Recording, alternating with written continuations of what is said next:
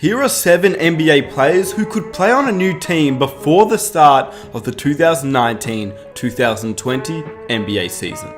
First of all, I just want to say a massive thank you to every single person who's recently been liking the videos and subscribing. The support recently has been incredible, and I just want to say a massive thanks to you guys. This whole channel and my return to YouTube would not have been possible without your help, so just a massive thank you. Anyway, if you enjoy these types of videos, be sure to smash that like button and subscribe if you're new, and let's get into the video. The way that we are ordering these 7 players is from old veteran players to the top of the NBA landscape. We kind of all know that Russell Westbrook will be top 3, but who are the other guys? Who are the other all-stars? And who are the mediocre guys that could be a solid piece to a contending team or just any team in the league? Let's start off with number 7, Vince Carter. Vince Carter is 42 years old, so he's obviously reaching the end of his career, but if this is his last season, where may he play? I believe he'll probably go to a contending team as he does not have an NBA championship, and I don't think he should go to any other team that isn't contending. I really wanted Vince Carter originally to join the Toronto Raptors, but with Kawhi Leonard leaving, I don't think the Raptors would be a contending team, so I don't really want to see him back on the Raptors. But if he doesn't join a contending team, please make it the Toronto Raptors, because that would just be so cool. But a few teams that could look to him are the Los Angeles Clippers, the Los Angeles Lakers, the Brooklyn Nets, and even the Golden State Warriors, as they don't have Klay Thompson and could use a shooting guard small forward player on their roster. Even if Vince Carter is 42 years old, he can be a solid contributor off the bench, and they did lose Andre Iguodala, so I believe he could probably end up on the Golden State Warriors if they want him. In just 17.5 minutes, Vince Carter averaged 7 points, shooting 38% from 3, which is something that a lot of teams would actually need. A guy that can come off the bench and shoot threes at a good percentage. And whilst he is old, his athleticism is still there. Yes, he isn't the same Vince Carter that threw down the craziest dunks in the year 2000, but he is still a reasonably athletic player at 42 years old, which is just insane. Number 7, Carmelo Anthony. This is a player that I really don't see playing on any team other than the Los Angeles Lakers. If the Lakers can pick him up, I believe he would be a solid contributor. I'm not as harsh on Melo as a lot of the other people, especially in the YouTube comment section. Everyone goes so hard on Carmelo Anthony, but I believe he could still be a solid contributor. And I believe that because he hasn't really played too many games in the past couple of seasons, he actually would be willing to take a back seat. And yes, I know in the past he said me off the bench. Yeah, I know. Hey, Pete, they said I got to come off the bench. But this time around, I do think he would come off the bench. And if he came off the bench as a small forward, power forward player on the Lakers, he could be a solid contributor. A guy that can space the floor, hit the open shot, and score in a variety of ways. And I believe that if anyone was going to get him on their team, it would be LeBron James. Carmelo's best friend, and a guy that wouldn't mind having him on the team in my opinion. His inconsistent shooting in the past and his lack of playing off the bench has really got a lot of people upset over him. But at the end of the day, no matter how you view Melo now, if you look at his entire career, he's one of the greatest scorers and purest small forwards to ever play the game, and I believe he should be on a team. If the Lakers are looking at Amari Stoudemire and Monte Ellis, I believe that you have to have Carmelo Anthony on your radar, and I believe he will end up on the Los Angeles Lakers too. Number 6, Dwight Howard. This is a guy that I believe is actually a very good contributor to any team he ends up on. Now, he is in that similar mold to Melo, where everybody hates on Dwight Howard. But at the end of the day, in just 9 games last season, he averaged 13 points and 9 rebounds whilst being unhealthy. The year before, literally in 2017-2018, Dwight was still getting hate, but he was a guy that played 81 games out of 82. He averaged 16.5 points, 12.5 rebounds, shooting 55% from the field, and averaged 1.6 blocks. That is a very good stat line for a guy that was 32 years old, and it's almost as if people expect Dwight Howard to not decline. Yes, he's gonna decline. He's a center in the NBA that was the greatest center in the NBA, leading his team to the NBA Finals at one point. Yes, he's not gonna be the same Dwight Howard, but that is a very good stat line, and it just shows that if he's healthy, which he was 2 seasons ago, he can be a very good player.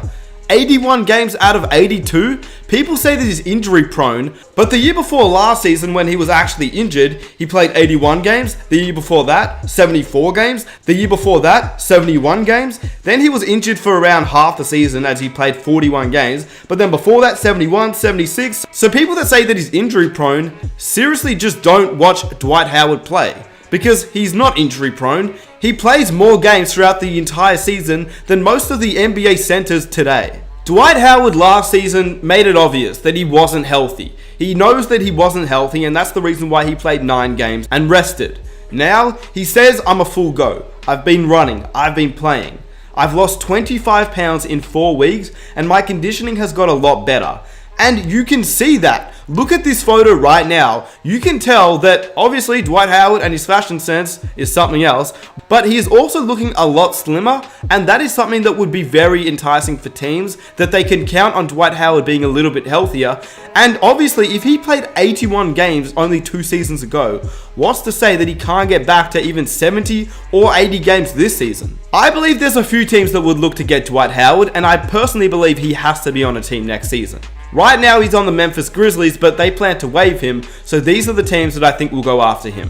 Number 1, the Boston Celtics. They now have Kemba Walker alongside Gordon Hayward, Jason Tatum, Jaylen Brown, and losing Al Horford, they picked up Enes Kanter. Kanter isn't bad, but he's a shocking defender. But if they got Dwight Howard, he would be able to lock down at that center position, and obviously he isn't as good on the offensive end as he used to be, but to me he's a better all-around player than Enes Kanter, both defensively and offensively, and even if he doesn't play as many games, well, you still have Enes Kanter on your team that you just signed this season. So I believe that Dwight Howard would be a great fit on the Boston Celtics. Another team would actually be the Los Angeles Clippers. Number 1, they are a team that is competing for an NBA championship. Dwight Howard, despite going to the finals, which still goes underrated in my opinion, he took that Magic team to the finals, but that's for a whole nother video. Dwight Howard, I think at this age, would be looking to win an NBA championship. And the Clippers with Kawhi Leonard and Paul George would actually be a great fit for him.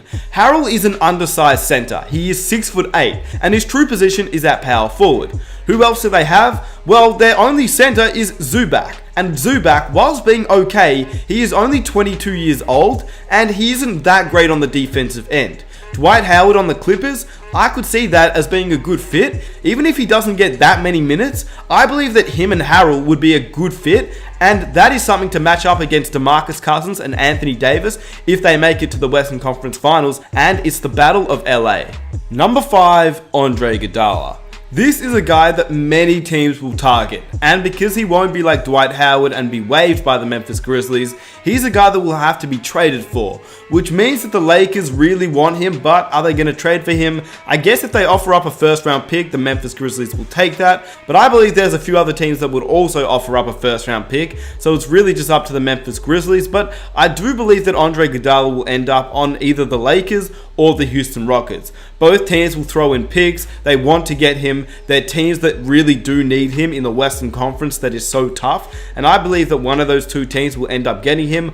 Or a sneaky team that may also get him is his former team, the Denver Nuggets, with the injury-prone Michael Porter Jr., who may or may not return. Iggy would be a good fit on that team, as he's a defensive wing who can also play make, and that is something that the Denver Nuggets love. Number 4, Steven Adams. Obviously, with Russell Westbrook requesting a trade out of Oklahoma, this brings them into a rebuild, and I don't believe there is any point in keeping Steven Adams if you were trying to rebuild. He would definitely be a good fit on any contending team, as a lot of teams will be targeting a big man, and if they can offer 1 or 2 first round picks, I think the Oklahoma City Thunder will just take that and run with it. And Steven Adams, if the Boston Celtics can offer up 2 first round picks, just like I said with Dwight Howard, and I believe that they can get him if they want to pay the price of offering 2 first round picks, and if I'm Danny Ainge, I'm doing that because Steven Adams is a very solid player. Another team that could be a sleeper is the Atlanta Hawks. They really don't have a big man at their position, and I don't think they're going to get Dwight Howard, as I don't think he would come back to the Atlanta Hawks, as he played there only a few seasons ago. But Steven Adams is a guy that he could fit on that team, as he is only 26 years old, and a lot of the Atlanta Hawks guys are in their early 20s, and they will look to make a push in the Eastern Conference. Like, this is a team that I think could go after Steven Adams,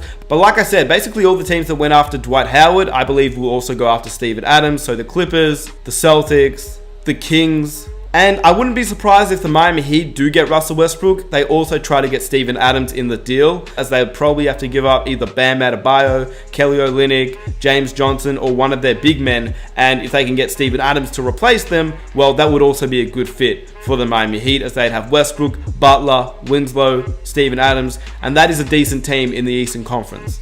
Number 3, Kevin Love or Kyle Lowry. Now, I put these two together because I don't think that they will be traded before the start of this season, but they could be. Obviously, with the Raptors not getting Kawhi Leonard back, it leaves them in a weird predicament where they have Lowry, they have Gasol, they have Ibaka, but they're really not going to contend with this team. And with Pascal Siakam at 25 years old, they may as well build around him. And I don't think Marc Gasol and Kyle Lowry will be on this team much longer, as they're both on one-year contracts, so they may be traded at the trade deadline, and that would be the most realistic option if the Raptors aren't very good. So I'm going to say Kyle Lowry, but I don't think he'll be traded just yet. But I do think that Kevin Love could be a guy, because he's on a team with basically all young players. Colin Sexton's 20, Garland is 19, and then the rest of their players like Larry Nance and Cedi Osman, like they're all just in their mid-20s, and Kevin Love is 31, and he's a guy that would like to contend in my opinion, and I believe that he could be traded before the start of this season. Kevin Love is a guy that is really interesting because his contract situation is not what many teams want. He's a guy that is on a pretty big contract and it's hard to find the right deal for him. But at the same time, it's hard to see him on a Cleveland Cavaliers team that is clearly trying to rebuild.